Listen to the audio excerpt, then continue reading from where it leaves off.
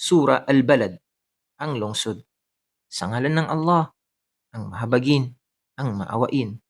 Isinusumpa ko sa lungsod na ito ng Makkah at ikaw o Muhammad ay malaya sa lungsod na ito at isinusumpa ko sa Ama kay Adan at sa alinmang isinilang anak. Katiyakan, aming nilikha ang tao sa pagpapakasakit. Inaakala ba niya na kailanman ay walang isang makapangyarihang Diyos na lubos na makapapanaig o susupil sa kanya? Kanyang sinabi ng may pagyayabang, ako ay naglustay ng napakalaking yaman. Inaakala ba niya na walang isang makapangyarihang Diyos na lubos na nakakikita sa kanya?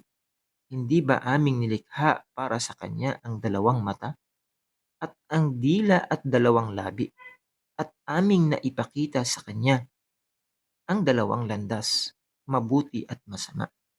Subalit, siya ay hindi nagsikap upang tumahak sa matarik na landas. At ano ang makapapagpaliwanag sa iyo kung ano ang matarik na landas?